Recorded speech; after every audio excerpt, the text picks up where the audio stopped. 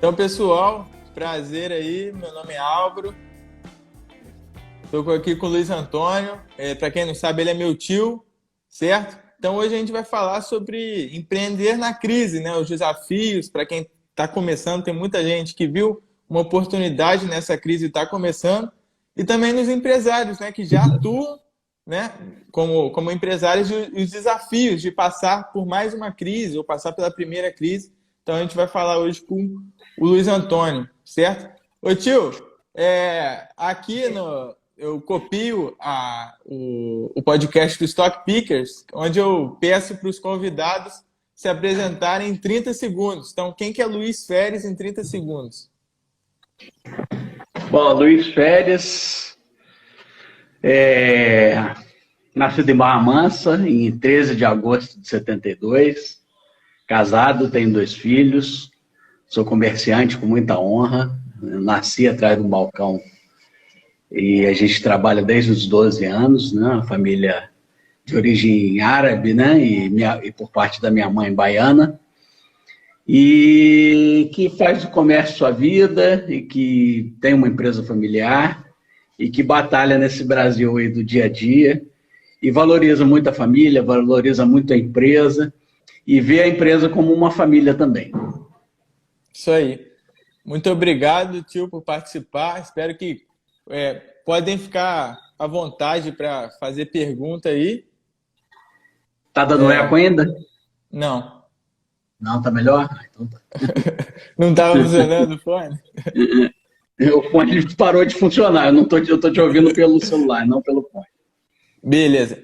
Então, tio, explica pra gente mais sobre o seu negócio, o que é. Você falou que é comerciante, mas me explica o que é o negócio e um pouco da história, tanto sua carreira, se você fez outra coisa além disso, e a história do negócio também. Bom, a história é longa, né? Depois você vai ter que fazer uma live com o fundador, seu Toninho, que está vendo a gente aí. Na verdade, a história já remonta bem antes até, né? Se a gente olhar o seu trisavô, né? Ele já era um mascate que veio do Líbano e que vendia os produtos deles ali no Caminho do Ouro, ali na Bocaina, naquela região de Bananal, né?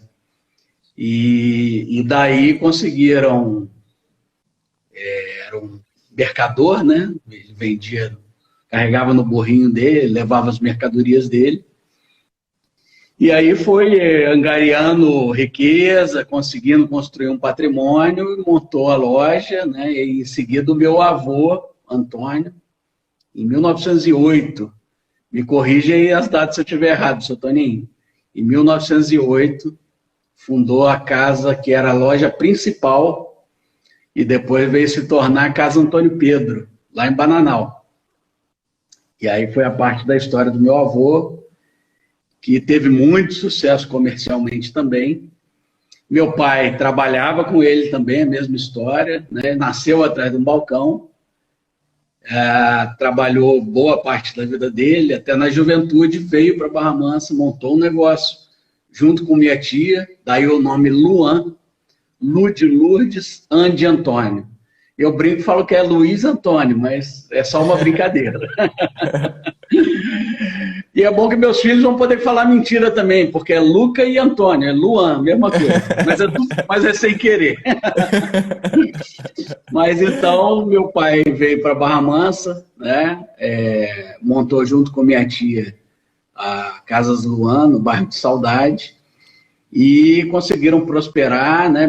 Minha mãe, eles se casaram posteriormente, minha mãe também trabalhava na empresa, e sempre nessa pegada de ter muito carinho assim, com o cliente, de ser muito educado, e a gente é muito reconhecida por isso até hoje. Isso aí é muito bom, isso. Você ser reconhecido pelo atendimento, você encontrar pessoas na rua e falar, nossa, como é gostoso ir na sua loja. Então, assim, os nossos clientes se sentem em casa, e o nosso objetivo é esse mesmo, né? Eu sempre falei isso desde muito novo. Para ir para o trabalho, eu tenho que ir para sentir prazer, né? Então, assim, é lógico, não é todo dia que você está bem, tem dia que você está mais irritado, tem dia que você está mal-humorado. Mas o que a gente tenta é fazer daquele ambiente um ambiente que a gente tenha prazer em ir, né? Que a gente possa se desenvolver, que a gente possa trabalhar profissionalmente, mas essencialmente que a gente tenha prazer, porque a gente passa a maior parte do dia lá. Então, assim, não tem sentido eu ir para um lugar emburrado, né? Então, a gente tem focado muito nessas necessidades dos nossos clientes, a gente procura ouvir muito, né, os nossos clientes internos, né, que são nossos funcionários. E eu aprendi com o senhor Antônio, assim, a nossa compra, ela é muito compartilhada, que eu acho que é um dos segredos nossos também. Então, é sempre com o ouvido muito atento, né? E o pai sempre falava, é mais fácil o vendedor vender aquilo que ele gosta. Então, assim, eu não vou... não, o meu gosto. Não pode ser o meu gosto, tem que ser um gosto compartilhado, né? É lógico que você tem a visão do comprador e muitas das vezes você tem aquele insight que aquilo não vai bem, às vezes as pessoas até gostam, mas faz parte do jogo. E a gente está aí há 60 anos e eu já estou nessa história há mais de 30 anos, nessa brincadeira, né? Mais de 30. Que eu comecei com 12, estou com 47, né? Então já tenho 37 anos nessa brincadeira, 35 anos nessa brincadeira. Só um tempinho só, né? Um tempinho bom. Então, vamos começar a falar do tema da live.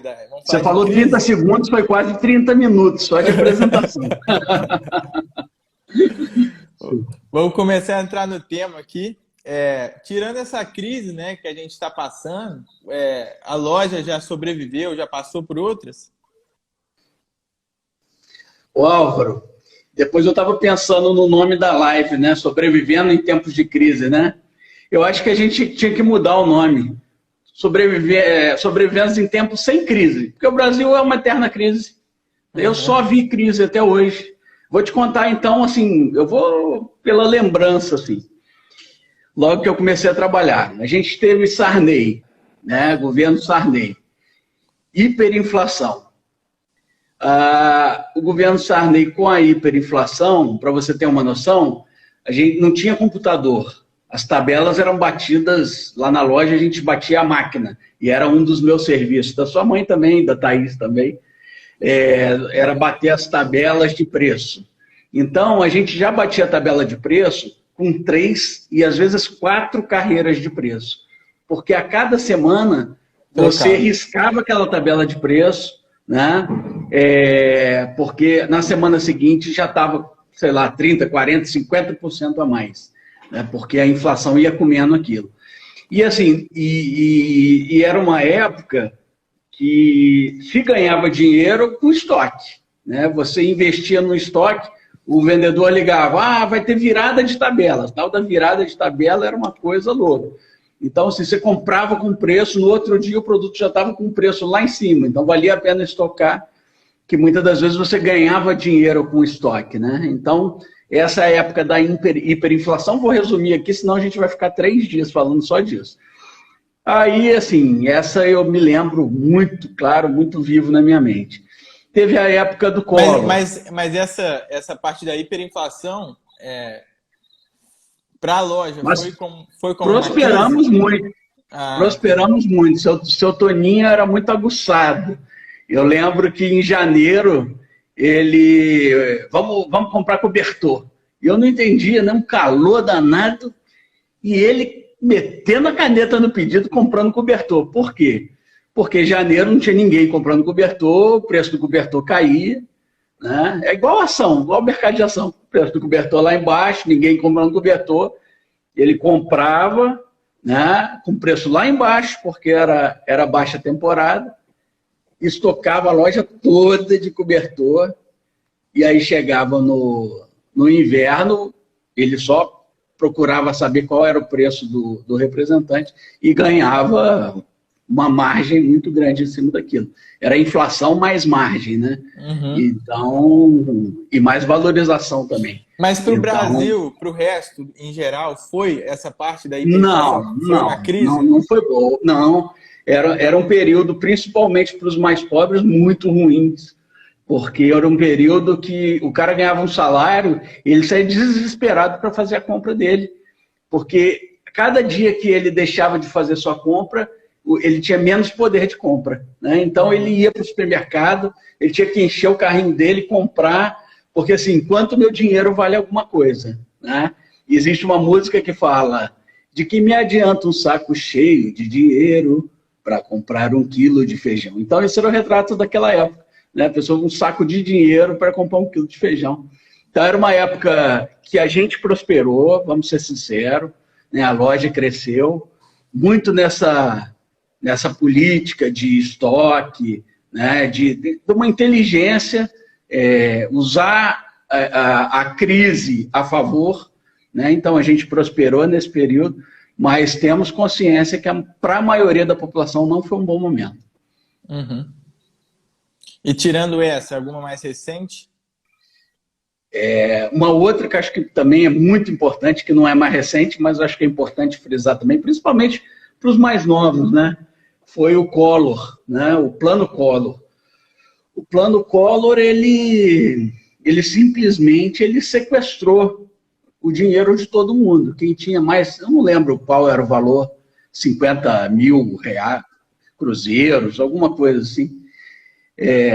Devia equivaler a uns 5 mil, talvez hoje, 5 mil reais hoje. Quem tinha mais de 5 mil reais na conta, eu estou chutando um número aqui, mas eu acredito que seja isso. Quem tinha mais de 5 mil reais equivalente hoje na conta, o governo federal simplesmente sequestrou aquele dinheiro.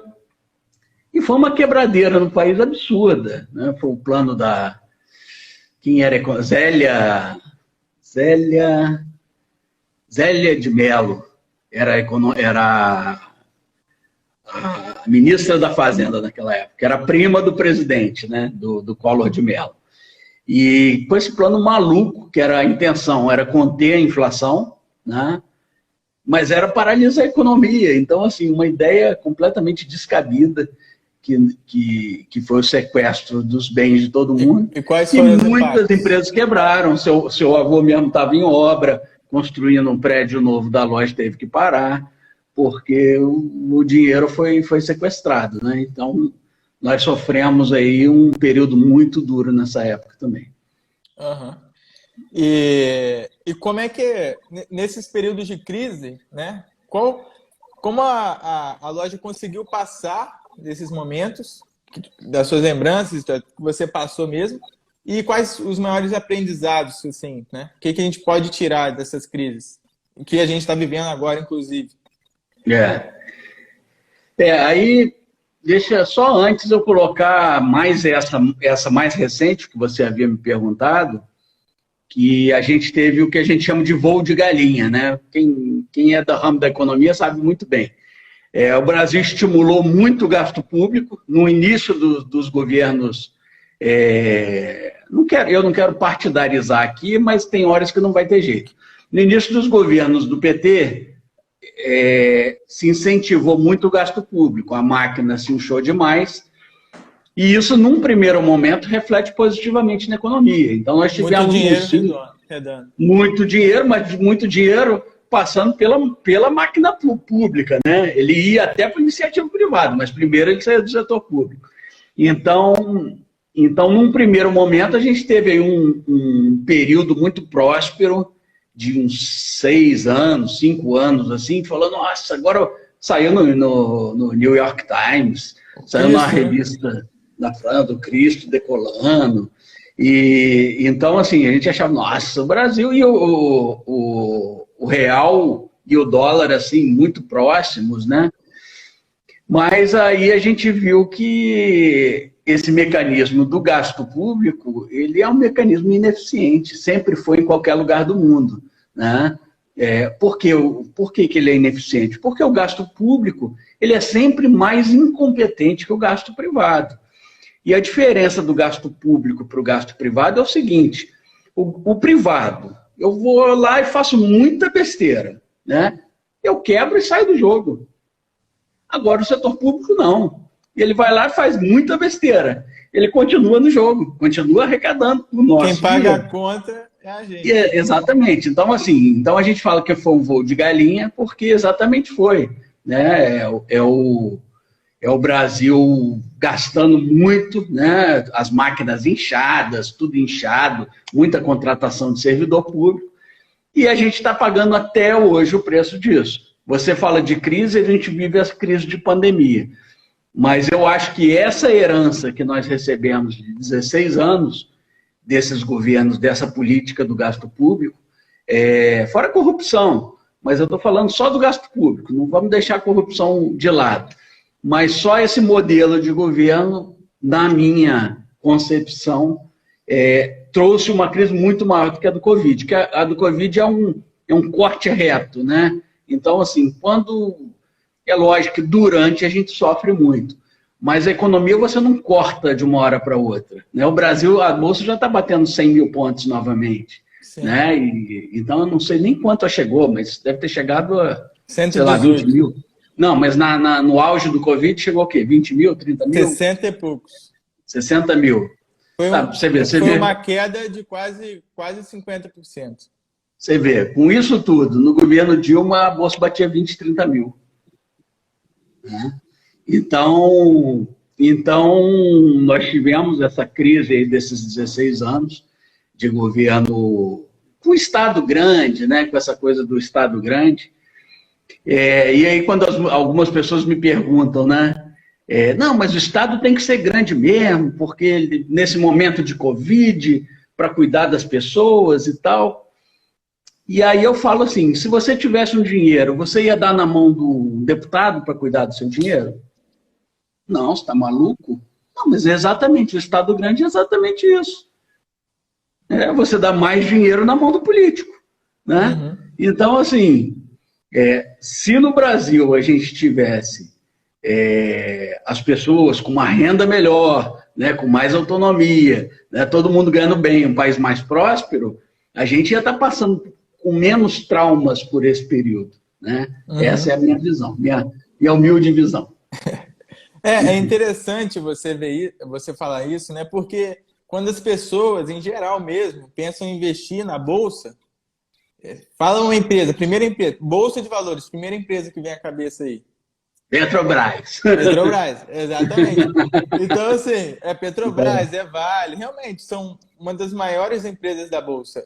Mas é basicamente você se tornar sócio de um gestor que você não confia. Vai depender do governo, Exatamente. De uma empresa que daqui a 4 anos vai mudar o presidente, pode mudar tudo lá dentro, certo? O governo é majoritário, né? Exatamente. Societariamente. Então, assim, sim. Então, assim, a diferença de você investir numa empresa do setor privado, do setor público, é justamente essa. Os funcionários de empresas do setor privado, eles recebem ações da empresa como forma de pagamento. Da forma da empresa falar assim, ô funcionário, você tem ações da empresa, trabalha direito, porque se a empresa perder valor, você perde dinheiro junto com a gente. Certo? Uhum. Mas o funcionário público lá, da empresa, cara, é concursado, sei lá, ele não tá nem aí. Então, essa é a grande diferença. Você está se tornando sócio, mas você confia no gestor, você sabe, na empresa privada, você consegue ver se o CEO e tal tem ações da empresa, tem participação, tem pele e risco. Então, ele vai querer o bem para o bolso dele também. Então, esse é um ponto muito legal, que a gente, tanto em empresas, tanto em estado grande, a gente está confiando nosso dinheiro, nosso suado dinheiro que a gente trabalha 3 meses só para pagar imposto. 3 não. 6. 5 meses e pouquinho. Até maio, até maio. 23 de maio, desculpa. Quase 6. E confiando cada vez mais dinheiro nessas pessoas.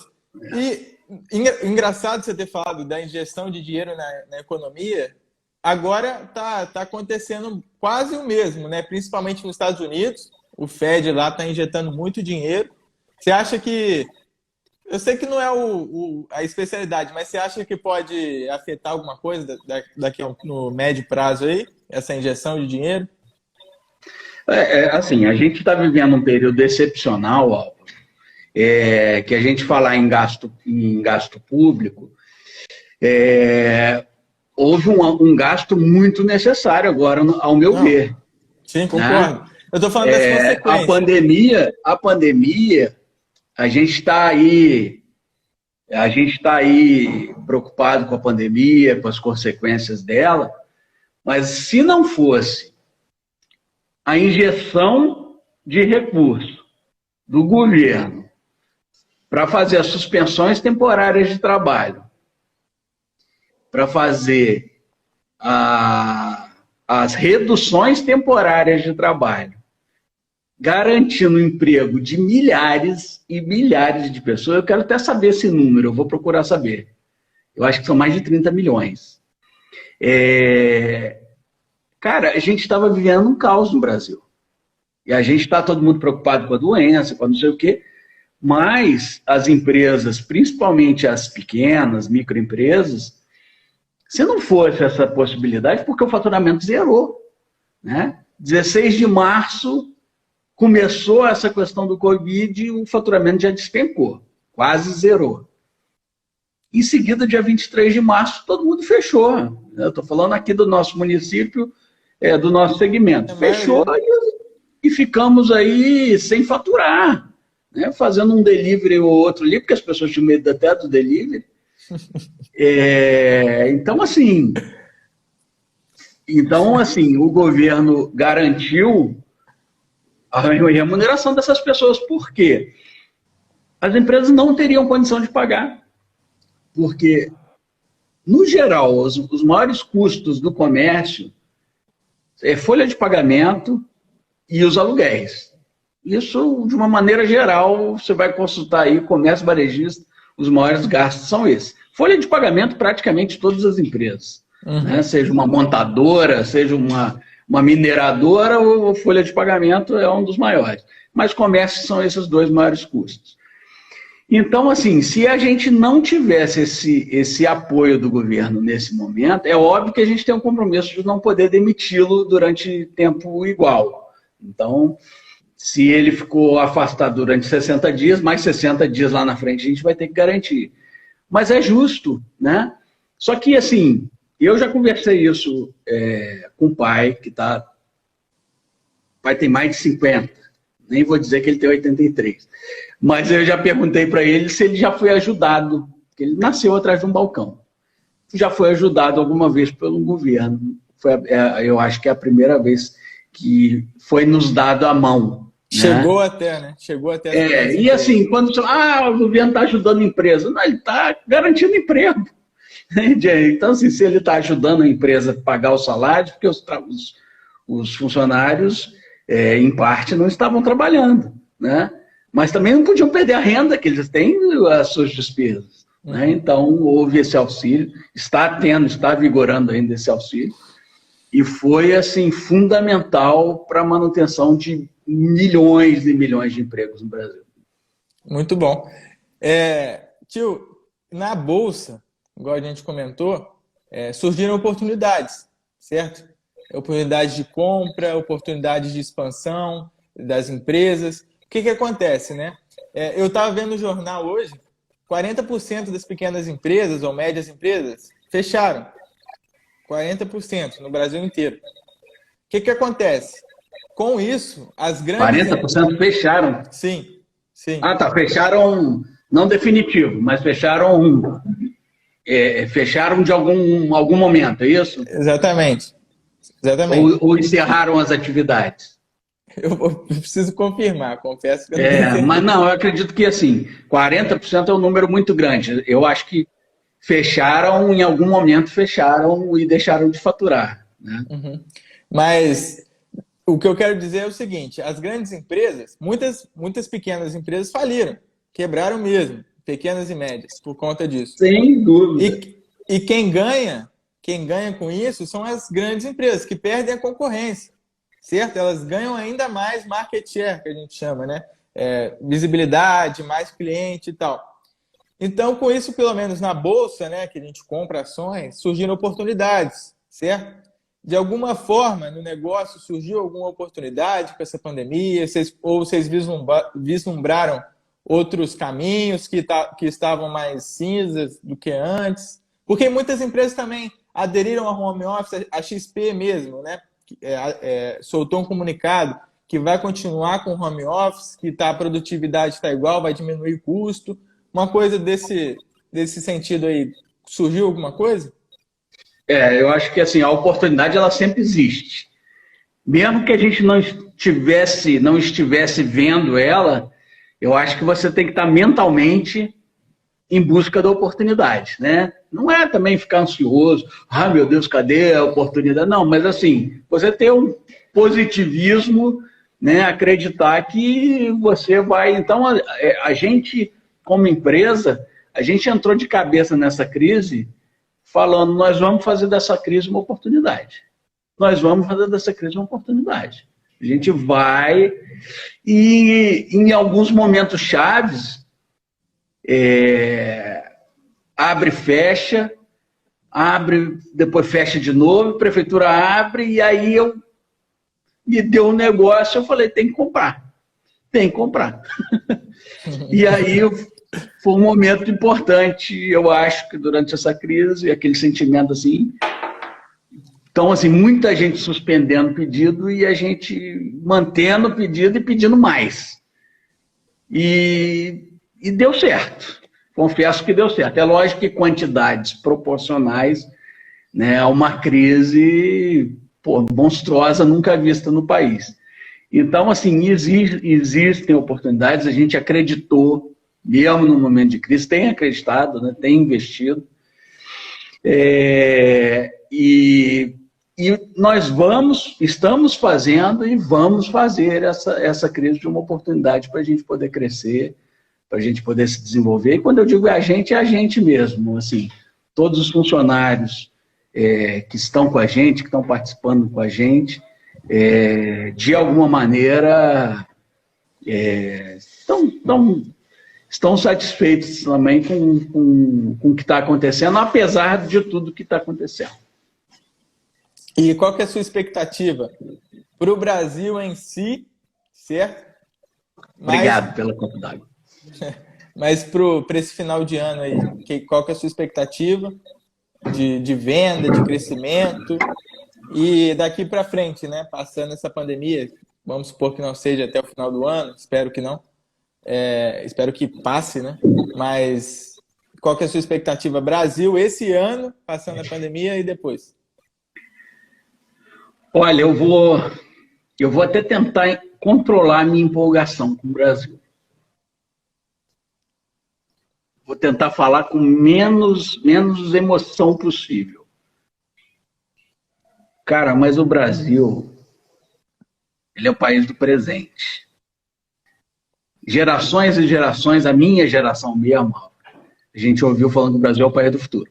E era do futuro mesmo, porque nunca acontecia. A gente está há 40 anos com uma linha de pensamento governamental. E tudo na vida... Uma vez eu vi uma palestra de direito, né? E uma juíza falando que a justiça é pendular. Ela vai para um lado, depois ela vai para o outro. E aí depois eu pensei, não é a justiça que é pendular. Tudo na vida é pendular. Então, assim, a gente teve 40 anos de uma linha governamental. Pós-ditadura ou intervenção militar, cada um dá o seu nome. Então, depois disso, a gente teve 40 anos de governo de esquerda, centro-esquerda. Né? Ótimo. Por quê? A ditadura ela tinha uma linha mais de direita. Então, era natural que os partidos que se formassem fosse um contraponto daquilo, né? Então, assim, tem os seus valores. Pensou-se no social, pensou-se uma série de coisas. Só que o totalitarismo, quando só começa a ter só aquilo, começa a estragar. Quando você começa a não ter uma outra linha de pensamento, um outro viés de pensamento, aquilo começa a estragar. E foi o que aconteceu, o que a gente tem visto de escândalos de corrupção, de bilhões e bilhões e bilhões. E a gente está com uma linha agora de justamente o contrário daquilo que a gente conversou no começo, né? De enxugamento da máquina pública, de investimento privado e não investimento público, né? Então, assim, você pode fazer o investimento que interessa ao público, mas pela iniciativa privada. Uma rodovia norte-sul, que você nem era nascido quando ela começou, né? No governo Sarney, ela está sendo concluída agora, né? Com o apoio da iniciativa privada, com o investimento da iniciativa privada. Então, assim, você destravar o país, de achar que tudo tem que ser investimento público, é importante em determinado momento. Por exemplo, o Brasil é um país que tem muitos poucos bancos tomando conta do mercado, né? Banco com estrutura física, né? Começa a abrir esses bancos de internet e tal, e isso é bom para concorrência. Mas, assim, você tem 4 bancos que tomam conta do Brasil, né? E aí, nesse cenário, eu vejo importante ter Caixa Econômica e Banco do Brasil ainda. Porque você tem um cenário, 4 tomando conta, sentar numa mesa, 4, e decidir é fácil. Combinar com 4 é fácil. Agora, nos Estados Unidos tem 400. Né? A economia dos Estados Unidos, ela é muito maior do que a nossa. Mas ela não é 400 vezes maior do que a nossa. Né? Então, assim, se você começar a abrir, né, para os bancos e tal, daqui a pouco vai ter investimento de vários bancos, a concorrência entre eles mesmo, porque com 50 você não vai conseguir sentar numa mesa e combinar o jogo, como é que vai ser. Mas com 4 você vai. Né? Então, os bancos, você abrindo para os bancos, por exemplo, que é uma dificuldade muito grande ainda, que depende do nosso Congresso Nacional liberar uma série de restrições, de dificuldades que eles impõem, que a gente já sabe que é jogo de carta marcada. Mas se você passa a liberar isso, você passa a ter crédito mais barato, né? E aí, o cara vai botar o dinheiro na poupança, vou aplicar no CDB, caraca, vou ganhar 1,5 ao ano? Não, eu vou abrir uma empresa. E aí, quando ele fala que vai abrir uma empresa, o que quer dizer? Vai gerar emprego. Ah, não vou abrir uma empresa, não quero gerar emprego, não. Eu vou abrir uma empresa, só eu e minha esposa, nós vamos bombar. Começa a bombar, ele vai precisar de gente. Então, assim, então é isso, é abrir nossa economia, diminuir o gasto público. Então, assim, você me falou do cenário do Brasil. Nos próximos 5, 6 anos, 40% do funcionalismo público vai se aposentar. Então, assim, é usar tecnologia, é usar mecanismos modernos para não precisar contratar essa massa novamente de funcionários e dar uma enxugada na máquina pública, porque o dinheiro público somos nós que pagamos, né? Nós empresas, nós consumidores, quando compra 1 quilo de arroz, ele pagou lá 30% de imposto. Então, assim, o dinheiro público, o Brasil não tinha consciência, não digo que não tem, que o dinheiro era dele. Agora ele está tomando consciência que o dinheiro é dele. Então, assim, se a gente enxugar isso, essa máquina pública, vender essas estatais, a gente tinha a refinaria lá em Passadina, lá, que a Dilma comprou, assim, um caco velho, uma coisa assim, nós vendemos mais barato do que nós compramos, né? Então, assim, o governo não tem expertise, né? O governo, ele regula o mercado, né? Quais são as leis que a gente tem que fazer para não haver dumping, para não haver, né, para não haver oligopólio, para não haver, né, sacanagem com o povo. O governo regula, faz as regras, mas ele administrar, ele é muito ruim. Eu vou citar um exemplo eu vou citar um exemplo de uma privatização que eu considero mal feita, que foi a da CSN. Uma privatização mal feita que foi a da CSN. A CSN tinha 20 mil funcionários e dava prejuízo. Todo ano o governo tinha que botar dinheiro para botar a CSN de pé. A CSN hoje tem 6 mil funcionários e dá lucro. Então, assim, é óbvio. E uma privatização mal feita. que eles venderam uma indústria de aço e entregaram uma indústria entregaram uma cidade com uma indústria dentro. Tá? Então foi muito mal feita a da CSN. A gente tem condição de fazer coisas muito melhores. Mas é isso. Então, assim, eu estou vendo o Brasil, cara, eu estou muito confiante. Eu não estou querendo me iludir, não. Mas eu estou muito, muito confiante no nosso futuro. Né? De se eu assustar, acho que a gente... né? Eu acho que seus filhos vão viver nos Estados Unidos da América do Sul. Mas é de se assustar, né? A gente conversando, falando de juros, né? Olha o Lúcio aí. Fala, Lúcio!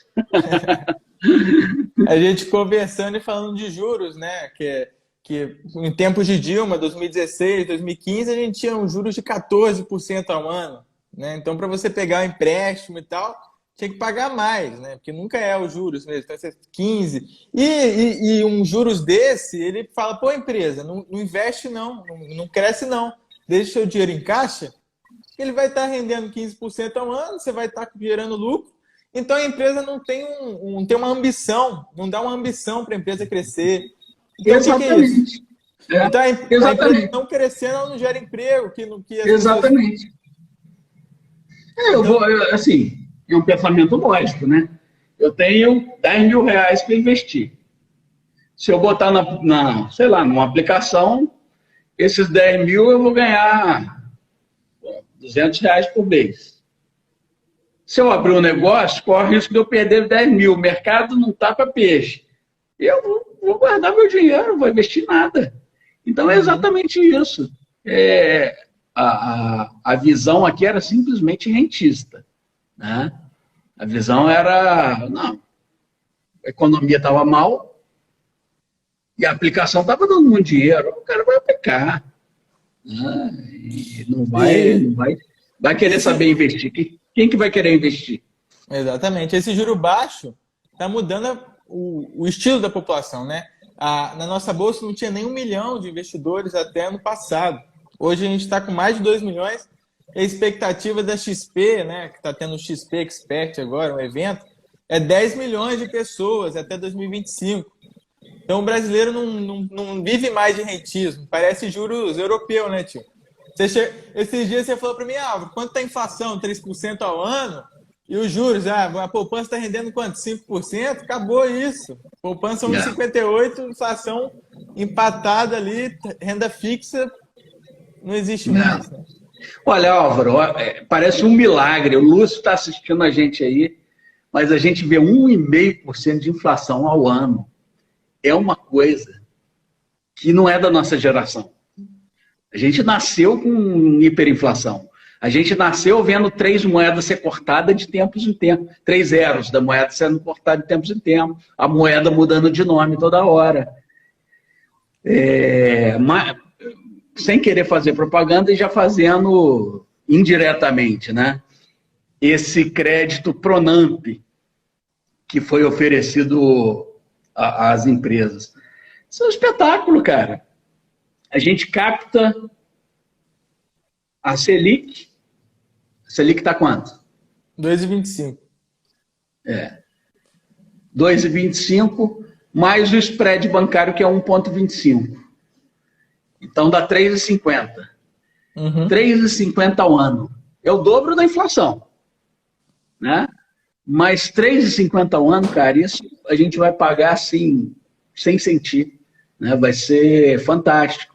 Só que assim, como você tinha um sistema bancário, tem ainda um sistema bancário muito restrito, o cara te tirava o couro.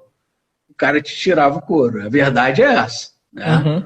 E a gente vê banco dando lucro, bilhões e bilhões e bilhões, mas é por isso.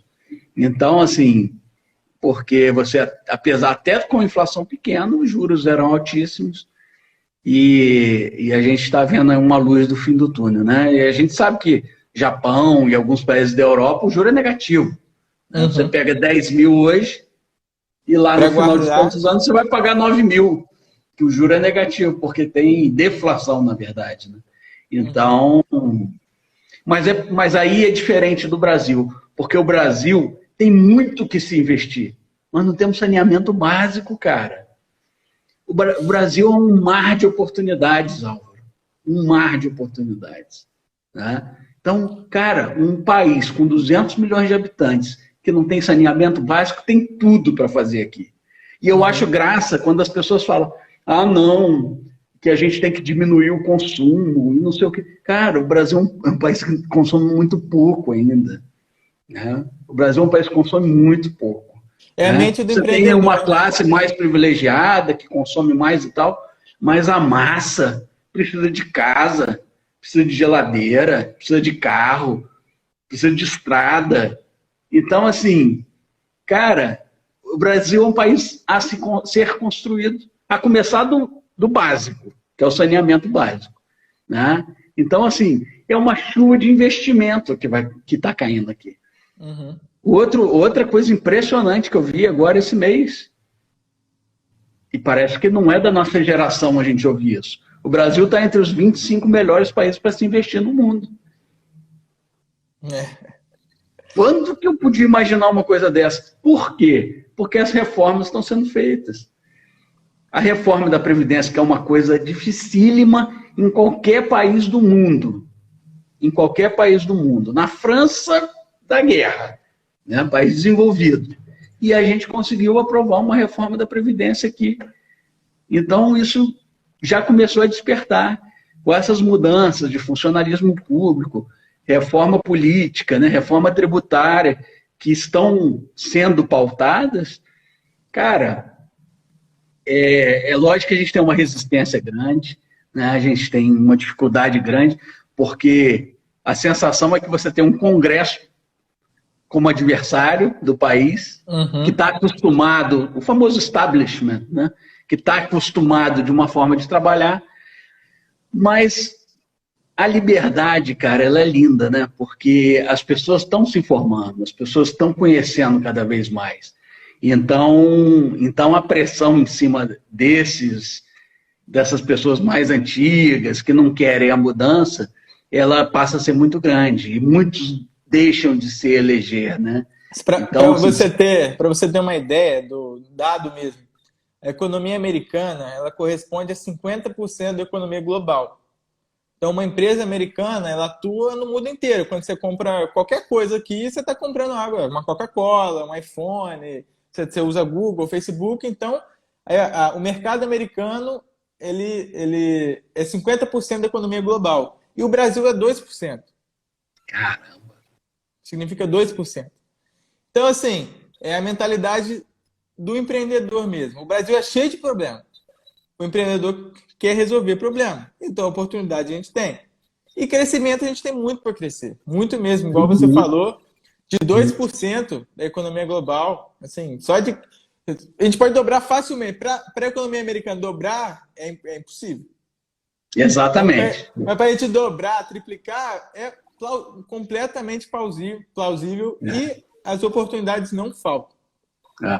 E aí, só voltando um pouquinho no assunto, quando a gente estava falando, né, que o Brasil é um país que tem tudo para se fazer, né, por que existe juros negativos no Japão? É porque não tem mais nada para fazer. Tudo já foi feito. Né? Uma vez eu vi uma palestra de um economista falando, você não consegue fazer com que uma família britânica consuma mais um pacote de biscoito por semana. Porque já está tudo saturado. E as famílias estão diminuindo. Então, cara, é muito lindo. O Brasil tem tudo para deslanchar. Tem tudo para ser uma grande nação, um grande país. Eu tenho acreditado muito no nosso país e parar com esse complexo de inferioridade, entendeu? E quando começar a crescer aqui, você tem uma galera nova, que não é mais do futuro, não. Vamos fazer o Brasil do presente, né? Vamos fazer do presente, não vamos fazer do futuro, não. Vamos fazer agora, né? Porque é agora que a gente vive, não é ficar esperando o futuro chegar, não. Então, é com trabalho, cara, não é com discurso. Não é como, divisão de classes, não é isso, não. Nós somos brasileiros. E a gente tem que fazer pelo brasileiro. E o liberalismo prega justamente isso. Todo mundo tem a oportunidade de crescer. Todo mundo tem a oportunidade de empreender, correr atrás. E não adianta falar que eu moro longe do trabalho, tem gente que tem mais dinheiro, mora perto, não sei o quê. Cara, a gente tem exemplos e exemplos de pessoas que saíram do nada. Às vezes essas pessoas que têm pouca condição têm mais gana ainda para chegar, né? Do que... Então, assim, é claro que tem pessoas e pessoas com mais oportunidade, com menos oportunidade, mas há espaço para crescer, espaço para todo mundo. E, tio, os últimos 10 minutos de live aqui, eu quero que você fale um aprendizado mais importante que você tirou de toda a sua experiência no comércio, de empreendendo, né? Com as crises, um aprendizado que você acha mais importante, certo? Para passar para as pessoas e um objetivo seu, tanto para o seu negócio, para a vida, onde você quer chegar com a loja, certo? Me fala aí. É difícil citar um aprendizado, né? Porque cada fase, eu vou citar um engraçado, né? Eu era novo, devia ter uns 15 anos, e a loja vendia, basicamente, era tecido. Tinha até confecção, mas você entrava na loja, as duas laterais da loja era recheada de tecido. E aí eu entrei com 12, aí 12, 13, 14, lá pelos 15, eu consegui decorar o nome de cada tecido. Viscolinho, linho, não sei o quê. Falou, que beleza, agora eu já estou sabendo. Aí o pai foi lá e falou, não, agora nós não vamos trabalhar com tecido mais. Mas acho que isso reflete bem que a gente tem que ser meio Raul Seixas, a metamorfose ambulante, né? Então, uma outra frase bacana que um outro comerciante falava é o seguinte: hoje eu vendo com sapato, mas se amanhã o mercado tiver para laranja, eu tenho que vender laranja. Então, eu acho que é assim, a coisa mais importante, acho que é adaptabilidade, né? E cara, ninguém passou por tanta coisa como nós, comerciantes, empresários brasileiros. Tantas coisas que a gente já passou, que a gente tem uma casca dura pra caramba, cara, casca grossa pra caramba. Então, talvez o período que eu mais tenha sentido foi esse período de segunda semestre de 2014 até 2019. Foi um período muito difícil, mas muito difícil mesmo, que teve impeachment da Dilma, a economia estava uma droga, você fazia investimento em coleção nova, aí você todo empolgado, não vendia, cara, não vendia nada. Mas o ruim vira bom, né? Porque você vai se aprimorando. Você vai se aprimorando até achar o produto certo, com a qualidade certa, com o preço certo. Então, assim, você vai curtindo essa casca grossa, né? Então, é ruim, é ótimo. Ninguém quer viver crise. Nossa, eu adoro crise, que venha a crise. Não. Mas a verdade é que ela te ensina muito. Então, acho que o momento que eu mais senti na pele foi esse período, segundo semestre de 14 até final de 18, né? Porque 2019 era uma nova expectativa, então, apesar de o início de 19 estar difícil ainda, a partir de julho a gente já começou a sentir decolar, né? E 2020 a gente já estava até achando estranho. Você fala, nossa, início de ano, tá tudo pago, tá tudo bem, tá tudo tranquilo, as lojas estão batendo meta, toda hora, todo mês bate meta, início de 2020. Mas aí veio essa outra crise aí da pandemia, mas, cara, a economia não vai dar para cortar desse jeito. Não vai mesmo, não vai ser a pandemia. Então, assim, o que eles achavam que ia quebrar o país, acabou que entrou uma quantidade boa de dinheiro no país, que esses salários dessas pessoas, o tal do auxílio de R$ 600 para os informais. Então, assim, esse dinheiro está circulando. Uhum. E ele vai continuar circulando, né? O país, porque assim, as pessoas acham que, não, tá vendo? O Brasil tinha dinheiro, assim, ele não tinha dinheiro. O país se endividou. Uhum. Né? Isso vai fazer parte da dívida. Só que até a dívida, o juro é pago baseado na Selic. Então, mesmo aumentando um pouco a dívida, o pagamento de juros da dívida está muito menor, porque a Selic está muito menor também. Uhum. Então, assim, vale a pena esse esforço nesse momento de uma crise mundial, onde todos os países fizeram esse movimento. Né? O Brasil, na média, ele investiu mais do que os países mais desenvolvidos. Quase que o dobro dos países em desenvolvimento. Então eu tô acreditando muito no nosso país. Então, já teve um momento... não foi sempre assim não, tá, Álvaro?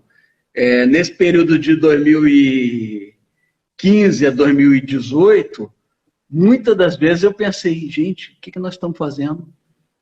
Pagando para trabalhar. Você pensou você pagar para trabalhar? Paga para trabalhar. Falei, caramba.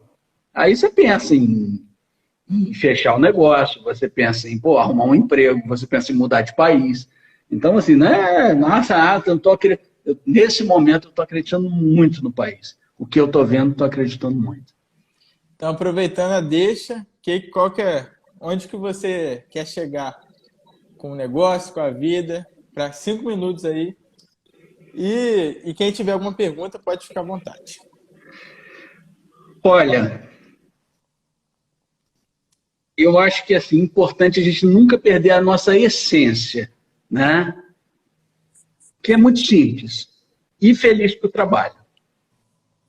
Né? Se ser uma mega rede de lojas, mas se eu não for feliz para o trabalho, quando eu digo eu e os funcionários, para mim não adianta. Então, princípio básico, ir feliz para o trabalho.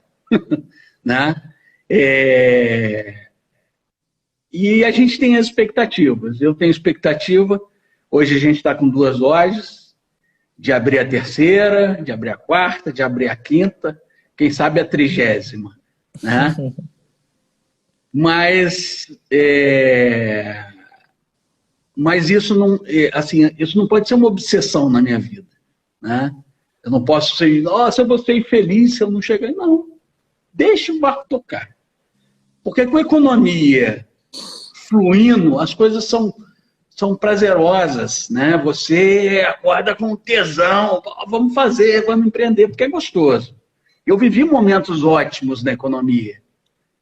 E é uma delícia. Você está trabalhando e o vento a favor, é maravilhoso. Só que é um momento de crise que te dá força, né? Que te dá perseverança, que te dá... Ou você desiste também. Mas, no caso, felizmente, nós não desistimos. Então, nós queremos crescer, sim, mas sempre com alegria. Crescer com alegria. Acho que é o nosso lema. A minha avó está perguntando aí. Você acha que o futuro são as vendas digitais? Não acho que são futuro, não. Acho que são presente, né? É mais um canal de venda, né? As vendas digitais, que tem crescido, pode ser a crise que for, tem crescido absurdamente ano a ano. As empresas que já tinham um ponto .com, né? Foram as que até que surfaram nessa crise. Exato. Mas assim, eu enxergo a venda digital como mais um canal de venda. Uhum. Né? Mais um canal de venda. Não, eu não acredito assim, não vai fechar a loja. Não. As pessoas não vão sair na rua, as pessoas ainda vão comprar por impulso, né? Porque a venda digital, no nosso segmento, ela te limita em uma série de coisas. Eu uma vez fui comprar um blazer na internet, e aí olhei, achei lindo, nossa, vou comprar um blazer G, porque eu tô meio fortinho e tal. Quando chegou o blazer, cabia num boneco. Então, assim, a venda pela internet, quando é commodity, né? Quando é um produto... No segmento de roupa é mais complicado. No nosso segmento de roupa, até no segmento de roupa, eu gosto da calça Levi's 506 estonada de tal jeito. Beleza, ele já está acostumado com aquela calça, com aquele corte, ele só vai comprar. Mas o nosso é fast fashion. Dificilmente a gente repete o produto, né? Então, o nosso segmento o fast fashion, é a moda rápida, né? Então, é o que está usando na hora e tal. Então, e às vezes a internet, ela priva a pessoa de experimentar aquela roupa, que apaixona e tal. Então, a gente continua com loja física, nós queremos, sim, investir mais no mundo digital. A gente já está no mundo digital via redes sociais há uns 6 anos já, mais ou menos, investindo nisso. Isso tem propiciado um movimento, um fluxo na loja, né? Isso tem propiciado vendas de delivery, mas a gente quer profissionalizar um pouco mais isso, né? Mas dando um passo muito certeiro, assim, para não decepcionar o nosso cliente, em primeiro lugar. Então, tio, falta 1 minuto para acabar. Se você quiser falar mais alguma coisa, essa é a hora. Queria agradecer uma delícia, cara. Agradecer a sua participação, agradecer a todo mundo que comentou, mandar um beijo para Carol, para minha avó, para minha mãe. Olha, eu achei o papo uma delícia. Te agradecer. Você me oportunizou a ter essa minha primeira experiência fazendo uma live. Eu participo de reuniões online, que é diferente, né? Mas a live é a primeira vez que eu participo. E adorei bater esse papo. A gente já gosta de bater um papo e poder ter outros amigos participando. Foi um prazer muito grande. Eu que te agradeço essa oportunidade. Então, Tati, vai acabar agora. 10 segundos. Brigadão. Beijão para todos. Muito obrigado. Tchau, tchau.